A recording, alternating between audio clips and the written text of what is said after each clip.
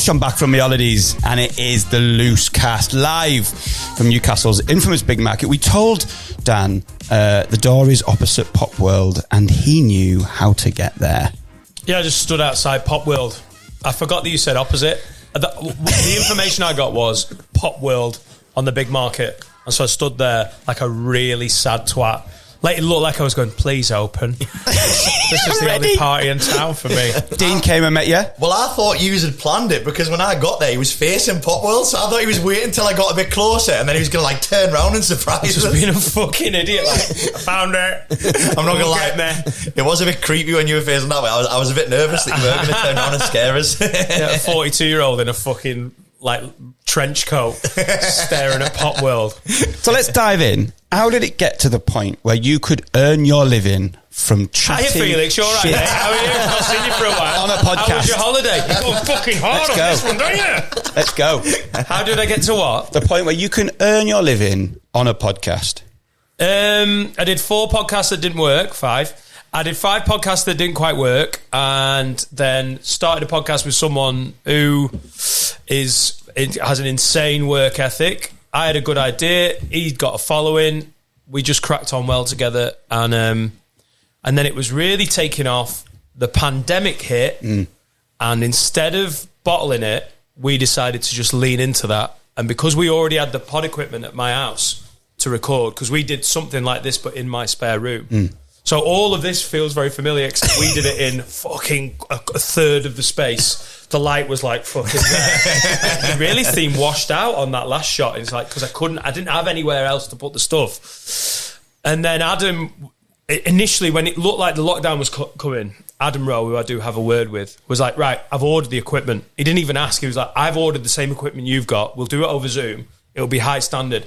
And about 3 weeks after that, all the recording equipment was getting sold out, as every comedian and creator thought, if I'm trapped at home, I could go on Zoom and do a podcast. By then, we'd already done 15 episodes. So we said we'd do one every day. I think we got to the first Sunday, and I rang him and I was like, I'll have a mental breakdown if I have to do this 7 times a week for the next... It could have been a month. It felt like it could have been 2 years. You know when COVID was actually scary? Yeah. When you were like, oh, my nana's going to die. Everyone's dead. We're going to be locked in here. We did 6 episodes a week for about 2 months. And we started a Patreon. And that's where we just did it as like a way of people helping out, because we basically lost our jobs. We got about 500 people signed up at an average of about £4 or £5 a month. And then we were like, cool, that's really helped us out. And then after the pandemic, got a proper studio in a fucking cupboard in Runcorn. And that's when the Patreon started growing, and it's been a snowball effect since there. The first video episode, you had Paul Smith on. We took us 75 episodes to get to video. Okay. We never had anyone helping us out. Yeah. We ended up with the similar cameras that you've got, but I didn't know that. It's just a fucking stupid comedian. Like, I could work out how to do audio stuff. So we did 75 audio episodes, and then the getting it on YouTube was the thing, and then it cracked on. And it was the first one with Paul Smith? First one was Paul Smith, Because I want to take this opportunity, and I've written it down to make sure they get it right.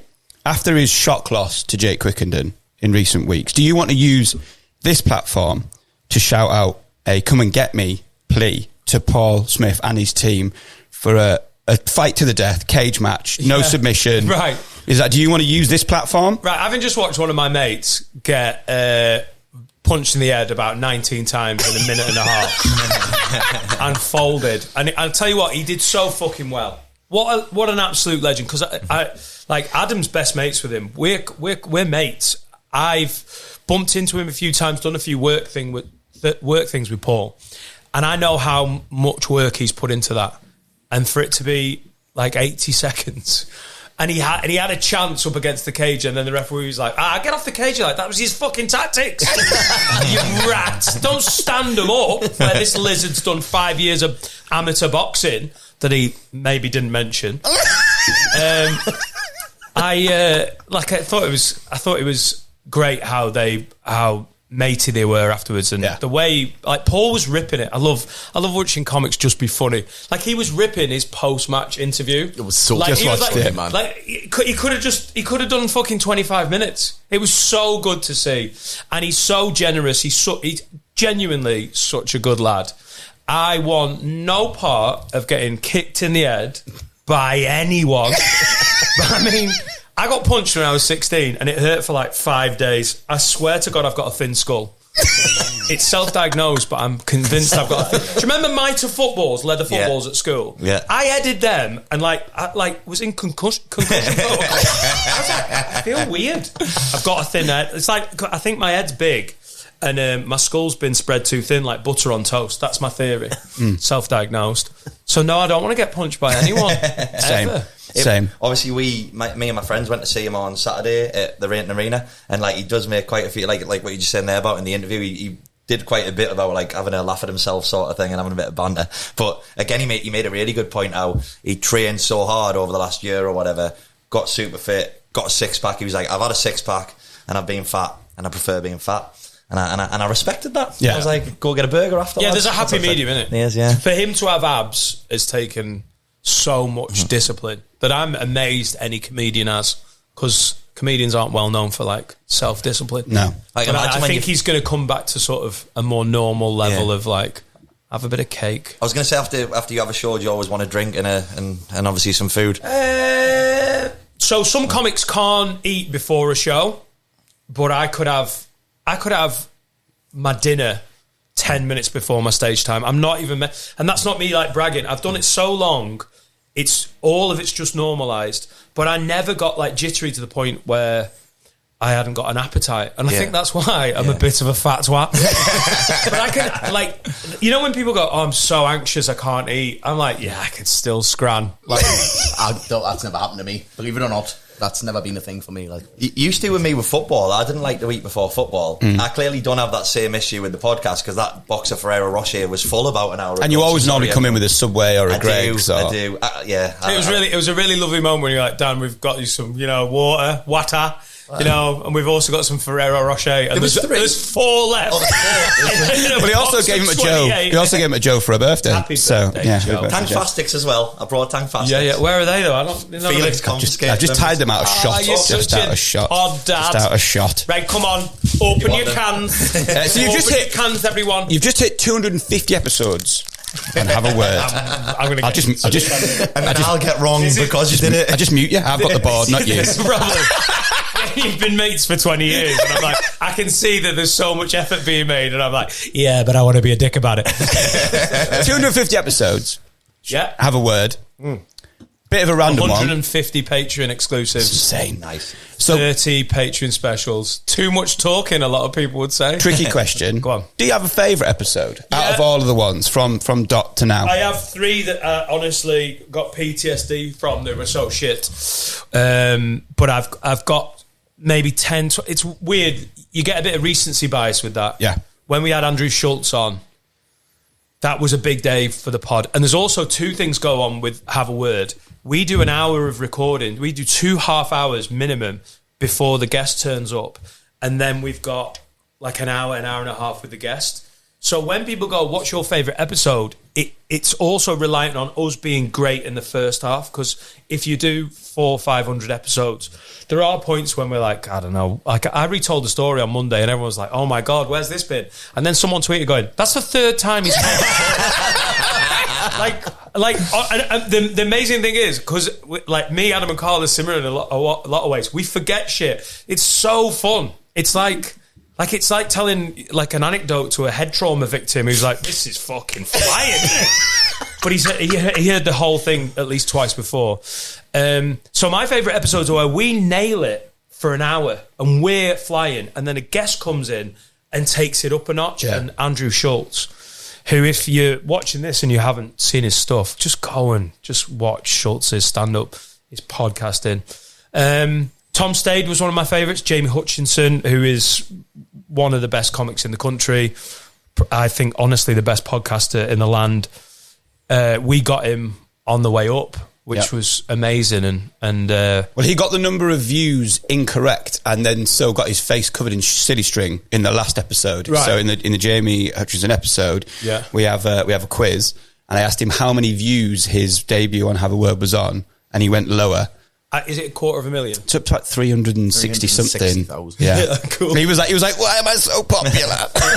As he nailed him with silly string on the forehead. He looked like a Klingon. I was buzzing that was on social. It was a really good shot. I was proud of that shot. Hey, can I just say you can't do that to me today? I've got a special to record later, and I don't want to fuck my complexion. Do you know what I'm saying? So it's easier for us, boys. We were only on, I think this is episode 18. So it's easier for us. So I'm going to go Anth first. Favourite episode of LooseCast so far?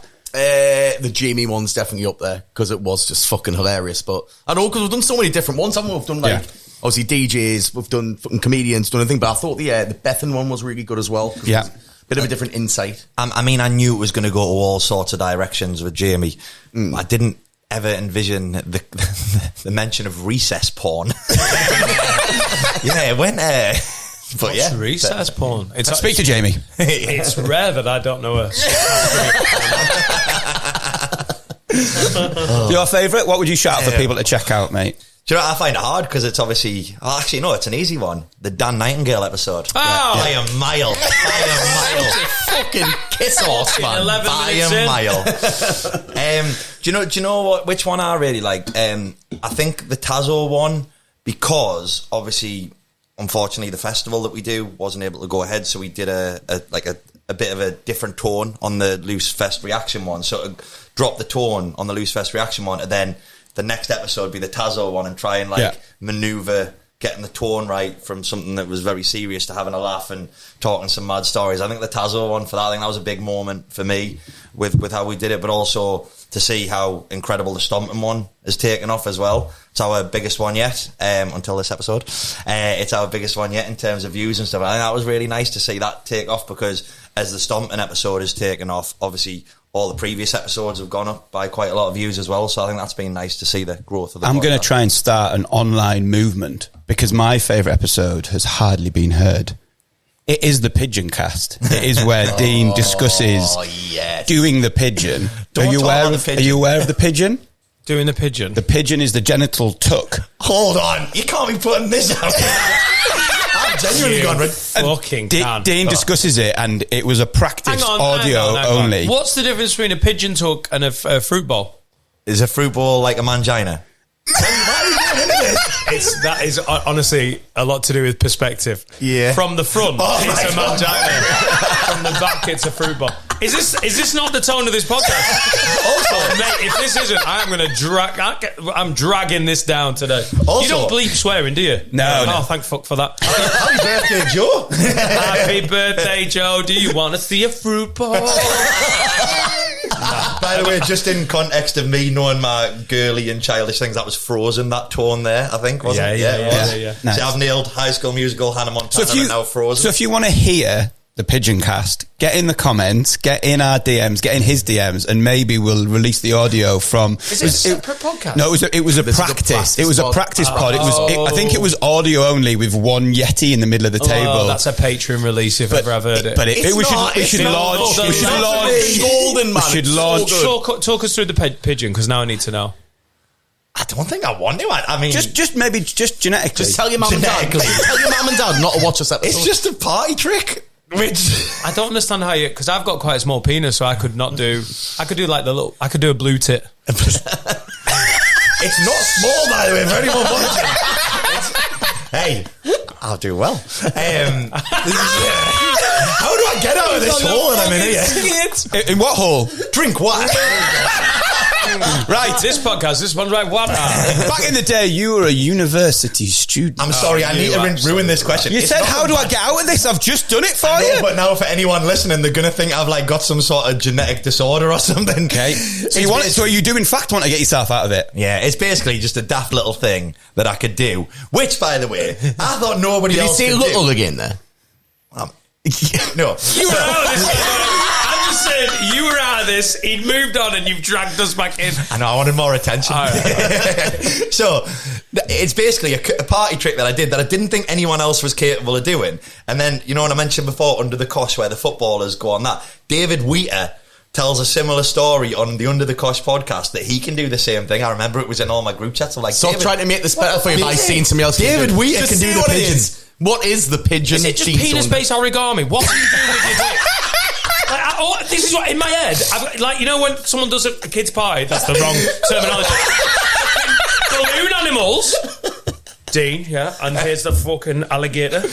I mean, cock magic. The similar thing to that is you do get a round of applause after, so I'll take that. And a prison sentence. No, it's not that weird, right? So what was your question, Felix? What is a pigeon? We're moving on now. Yeah, I think we move. Hey, it's nothing bad though. Back in the day, you went to university in Newcastle. Stop clicking your microphone, You've known me please. for so long. Why are you doing Wikipedia live?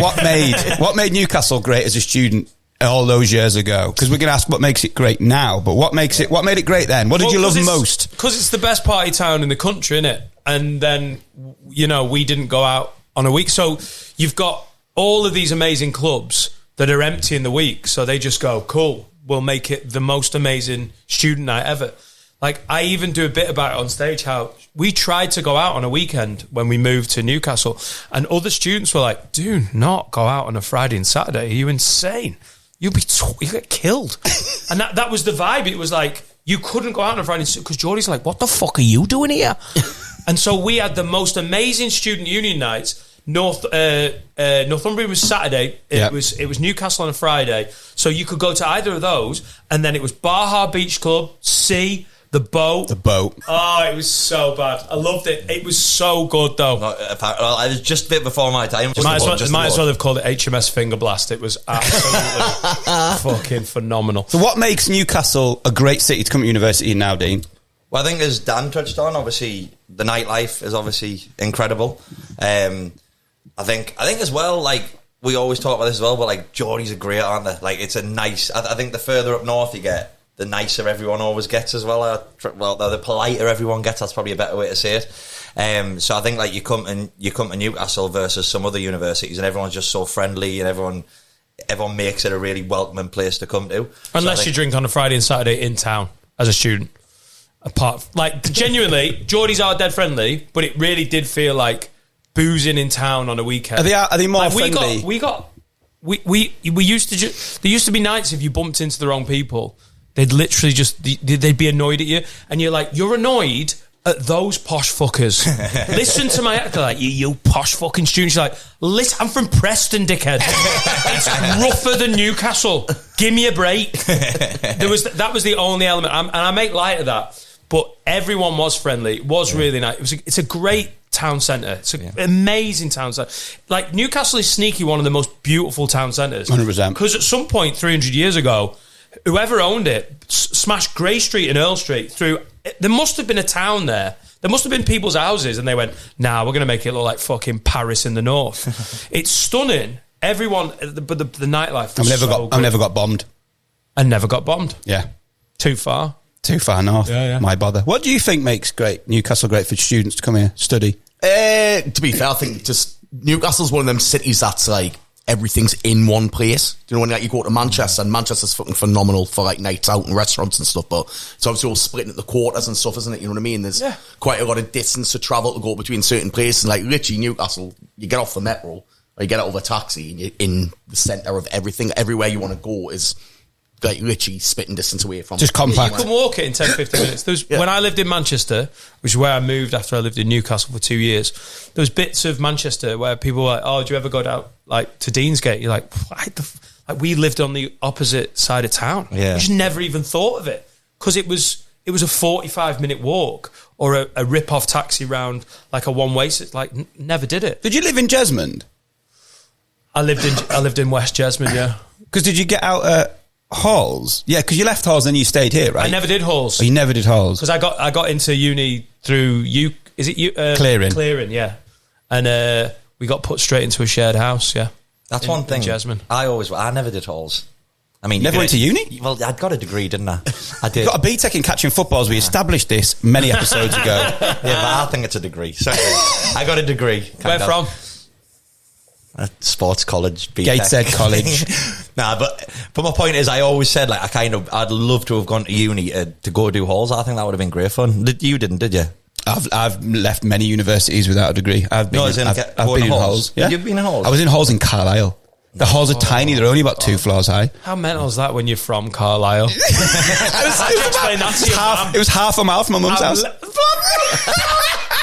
Just, Mum, I'm going. Right. But when you need a lift, now I'll walk. But when you Get the street like the Incredible Hulk. when you can walk home from halls for a Sunday dinner, that's absolutely fantastic, isn't it? Right, well done. You finished year 1. How are you getting home? I'm just going to take my futon back to me mum. We moved closer from halls. We moved closer to my mum's house in our shared house. We lived over the road from the Crown, just literally over the road. It was so close that when we got cats, the cat used to go to my mum's house because it would smell me having gone to the pub and then walk into my mum's. So the cat would turn up at my mum's and the pub looking for me. God, that's so mental. It's so cute. I'm just going to go and see my parents. It'll take me 4 minutes. I want to talk about Dan's anthems. Yeah. Can we do a leg in Newcastle? He has the means. Right. You tell us about Dan's anthems, because this is an exclusive. Only you and I have talked about this on a phone call. I've secured locations in Liverpool, which you ignored and we didn't do. I know. So tell me the idea. I've had the busiest year of my fucking life. But, and the idea of putting on a club night and then doing pills for the first time since 2011 sounded so good. Like 8 months before, I was like, I'm going to go, what? Listen, you're a great DJ. I reckon we could shift some tickets and we'll just have this club night that's basically like almost like a pensioner rave. Just all the over 35s, 40s who were like getting back into it. I was like, this is a brilliant idea. And then my year got busier and busier. Mate, I hadn't got the mental capacity for a come down. Right.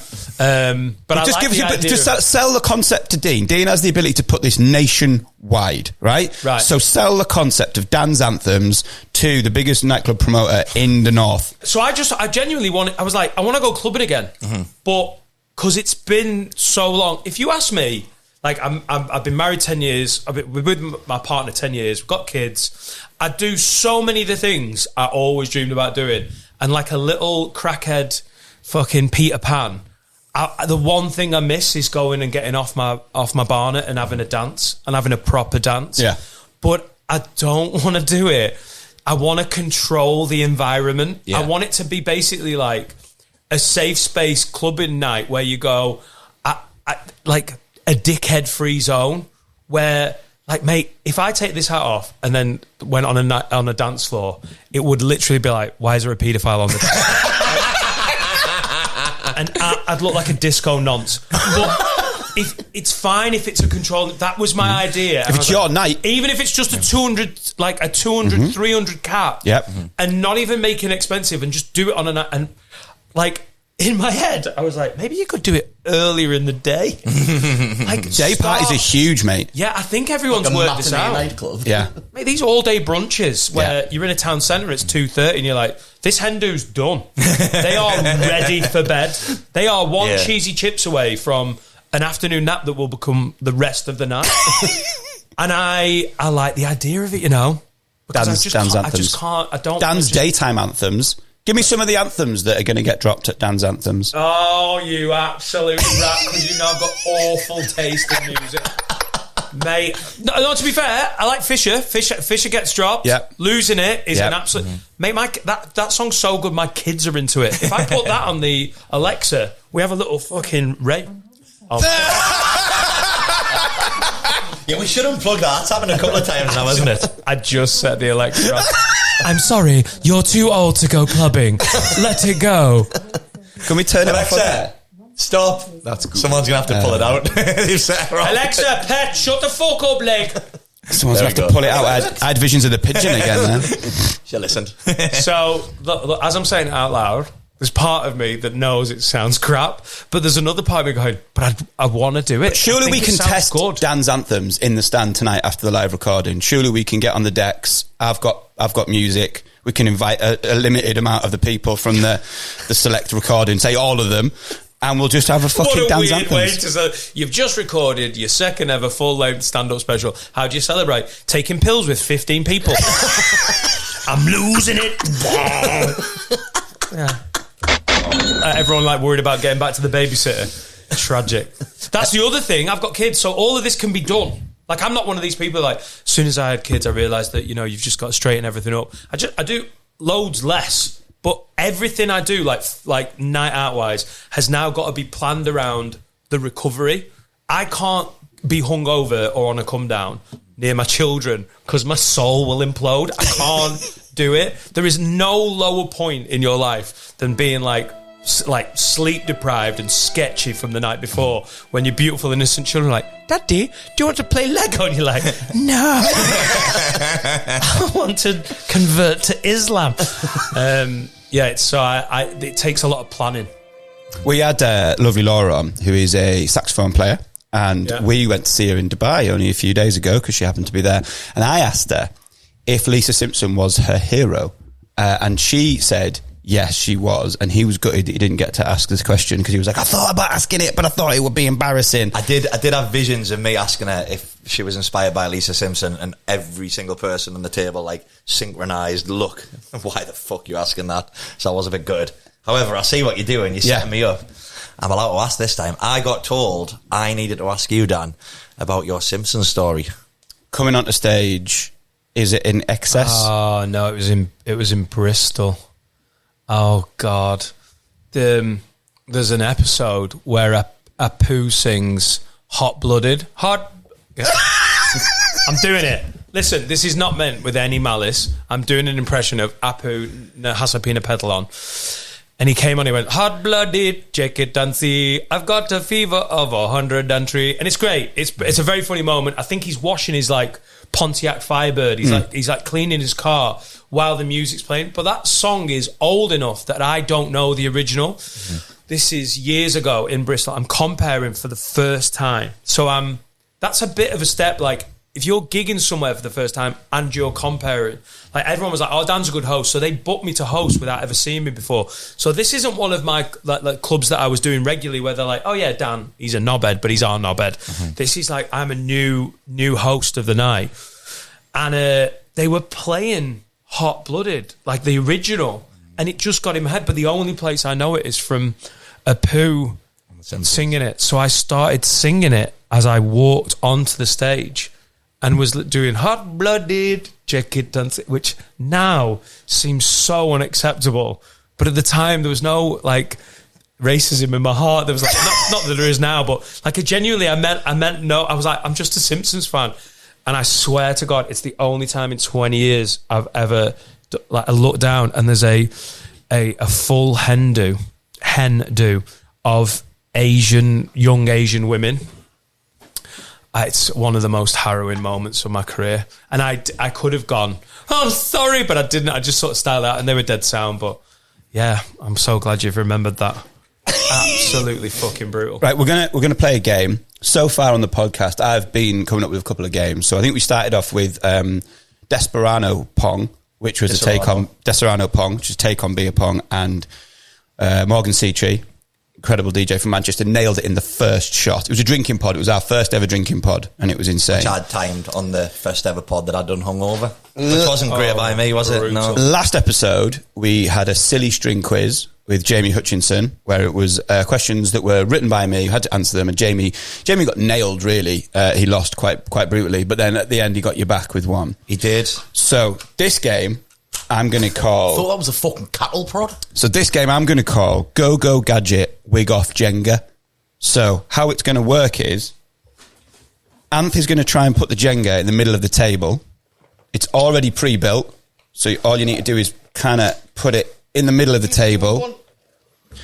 I'm going to give you both a reachy, grabby Go Gadget grabbing stick. Here you go, one for you. This is going to go terribly wrong. One for you. Oh, you're under Dan. so much pressure here. This is going to go. Well, I lost the first game. I won the second.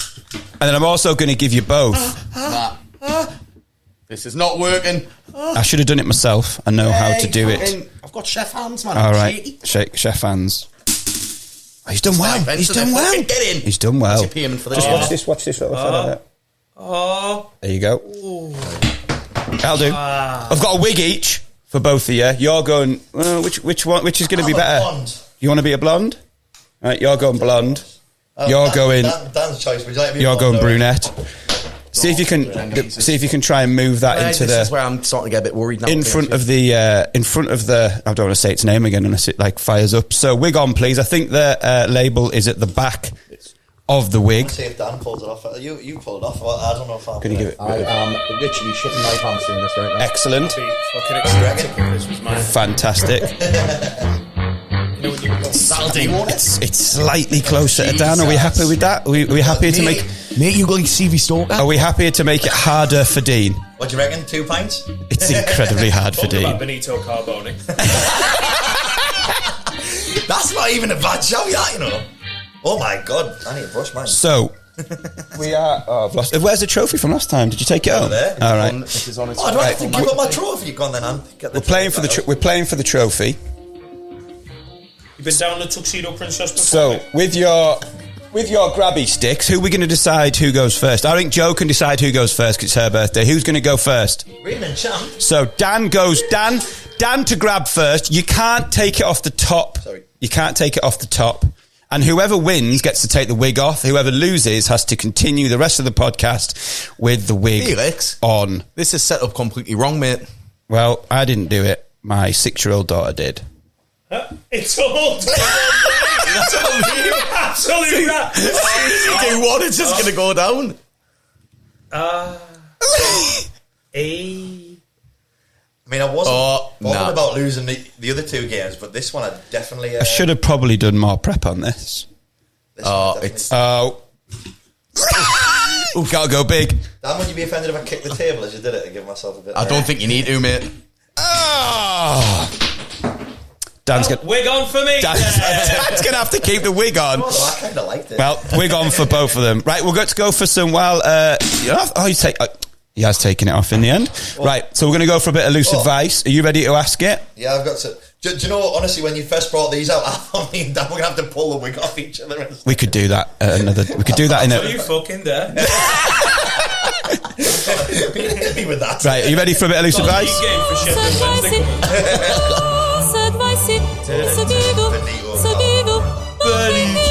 So we've had someone message in with a bit of loose advice, mate. It's a giggle, don't take it to heart. Just give them some advice from the heart. Go. So, the loose advice... I've just started a podcast and I'm struggling to get views and subscribers. What do you recommend? Also, I guess while I'm asking that, I'm going to use this opportunity. Anyone who hasn't subscribed yet to LooseCast, can you make sure you do, please? Thank you very much. So yeah, Dan, any advice on, obviously you are killing it with Have a Word, but for someone who's starting out, and obviously I know you'll have had a lot of comics probably come to you as well, starting out with YouTube channels and stuff. How are you advising people, or what is your advice to get those initial views and those initial subscribers? I mean, it's the tide's turned now, and most people know you've got to do video. Yeah, I mean that wasn't the case when we started. I think that's why we got so far ahead of the game early on. Sort your tech out and make. Like, people are doing clips because they think they have to do clips. And then it looks dog shit. Like the quality of the clips, just like the it's not focused. Like the sound's not good. You can work on the sort of content, and you'll learn that as you go, and you'll get the chemistry. Hopefully, if you pick the right person to do a podcast with, that stuff happens naturally. Where you're like, you'll know this at episode 18. You're better than you were at episode 1. Yeah. And then you'll get to episode 50 and go, holy shit, we're so much better than that. Happens naturally as you're working at it. But you can fix the tech and make it sound and look good. I think a lot of podcasts fall short on that, and it looks crap. And I think people see it in a feed and go, that looks amateurish as fuck. I don't know. Beyond that, there's the rest is obviously like try and get some decent guests on. Keep at it, keep consistent. Don't take big breaks for no reason. Try and treat it like something that you want to do full time. But yeah, just, man, personal bugbear is just sort your clips out. Anth, what are you saying, man? I couldn't even take that seriously with that wig on. No, I thought it quite serious, actually. I'm getting absolute Kevin Keegan vibes. Ketin Keegan. Because of your top? What are you saying, mate? What we chat a lot in group chats, we chat a lot on the phone. So what are we saying now? If anyone's in the position that we were in, 18 months ago, practice pods, having a conception of an idea, what advice have you got for people to get views and subscribers? Yeah, well, I was going to say I definitely agree with Dan about how I look at it, what we are now on episode 18 versus episode 1. Like, as I was saying earlier, that since the Stomping episode, and obviously the views have started going up on all the earlier episodes. I think one of the early episodes went up 3,000 views in a week just because new people were coming to the page because of MC Stomping. And I was saying to you, I was like, I hate that first episode that we did. Like, I feel like it's a complete different... Obviously, Shaq was incredible, and he was an amazing guest, but I hate my performance in it. Obviously, little elements that we did, there wasn't as much structure as there is now. And obviously, the good thing with that is we've got good relationships with everyone who's came on, so Shaq's going to come back on, the earlier guests are going to come back on, but it's just a complete different podcast at the start to what it is now. But I think consistency, like you said there, I think we all got our heads together and we said we're definitely always going to release every Tuesday at 7 p.m. If we start doing additional podcasts as well, amazing. We'll throw them in as and when. But as long as we keep that consistency of every Tuesday at 7 p.m, I think that was the main thing for me, that we're going to stick at it. Nice one. Is there any you're performing tonight at the Stand in Newcastle? Recording a special. When's that going to be available for people to see? Mid-January. Give us a follow on socials at Dan Has a Podcast. There you go. There's commitment. Subscribe to the Have a Word podcast YouTube page, and it's going to go up there. When does the tour end? The tour ends on Wednesday next week. Wow. We've done 53 shows of 57. Best heckle you've had all tour? Best shout out. Doesn't have to be a heckle, positive, negative, whatever. Best thing that's been shouted out to you on this tour. Oh, it's been pretty well behaved. Okay. But I've got a bit about fighting a child, about getting in an argument with some teenage lads, and then I literally asked the audience, what would you do in that situation? Which has become a brilliant sort of test of where you are in the country, because in Shrewsbury the whole room was horrified. It was like they couldn't see the comedy in it. They were like, I don't know, Dan, speak to the authorities, find a guardian. And one lad in South Shields, way too quick as well, I went, I don't even know what you're meant to do if you're getting a fight with a child. One guy, it's almost like he didn't breathe in. He just went, stamp on his head. And the scary thing was, the rest of the room were like, fucking hell, that's a bit much. The rest of the room were like, teach him a lesson. And that was so funny that I've actually rolled with it in the show. But there's been a few good ones. There's been a few spanners just shouting random shit out. No one can take me seriously in this week. I cannot... Keep it on, because we're going to record a trailer. Keep it on, we're going to do a trailer. Looking at me in a different way, Dan, you look mental. Again? At first I couldn't take it seriously. I'm like, it really brings out the colour in your eyes. I'm sorry, but same as I said, 2 pints. Right, let's call it, boys. Thank you very much, mate. Go and follow Dan, and we'll see your special coming in January. 1, 2